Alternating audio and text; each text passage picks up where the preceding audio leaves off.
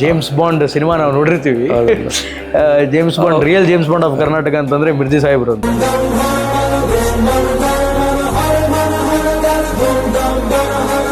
ನಾವು ಎಲ್ಲ ಕಡೆ ಫೈರಿಂಗ್ ಮಾಡಿದ್ದು ಸುಮ್ಮನೆ ಹಿಂಗೆ ಇದೀನಿ ಅಷ್ಟೇ ನೋಡೋಕ್ಕೆ. ಜಾಸ್ತಿ ಫೈರಿಂಗ್ ಮಾಡಿರೋದು ಕರ್ನಾಟಕದಲ್ಲಿ ನಾನೇ ಅಂತ ಕಾಣಿಸ್ತದೆ.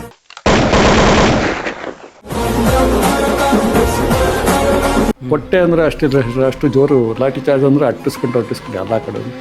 ಆವತ್ತಿಂದ ಅವರು ನಮ್ಮ ಜೀಪ್ ನೋಡೋದು ಸಾಕು, ನಾನು ಇದೀನಿಂದ್ರೆ ಲೇಬರ್ಸೇ ಬರೋಕ್ಕೆ ತಯಾರು. ನನ್ನ ಲೈಫಲ್ಲಿ ಯಾವುದೂ ರಿಕ್ವೆಸ್ಟ್ ಮಾಡಿಲ್ಲ, ಅದೊಂದೇ ರಿಕ್ವೆಸ್ಟ್ ಮಾಡಿರೋದು. ಇನ್ಯಾವುದೂ ನಾನು ಕೇಳಿಲ್ಲ. ಆವಾಗ ನಾನು ಹೇಳಿದೆ ಯಡಿಯೂರಪ್ಪ ಅವ್ರಿಗೆ, ನೋಡಿ ಯಾವಾಗಲೂ ನೀವು ಅಪೋಸಿಷನ್ ಪಾರ್ಟಿ ಬರೇ ಅಪೋಸೇ ಮಾಡ್ತೀರಾ, ಒಂದು ಸತಿ ಆದ್ರೂ ನಿಜ ಹೇಳ್ರಿ. ಇಷ್ಟೆಲ್ಲ ನಾವು ಒಳ್ಳೇದು ಮಾಡಿದ್ದೀವಿ, ನಾವಿಲ್ಲ ಅಂದರೆ ಸುಟ್ಬಿಡೋರು, ರೇಪ್ಗಳಾಗೋದು, ಮರ್ಡರ್ ಆಗೋದು.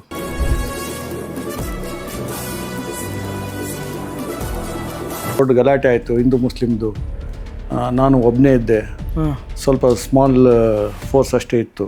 ಫೈರಿಂಗ್ ಮಾಡಿದ್ವಿ, ಪೊಲೀಸರು 8 ಜನ ಸತ್ರು ಅವಾಗ, ಆಗಿನ ಕಾಲದಲ್ಲಿ 8.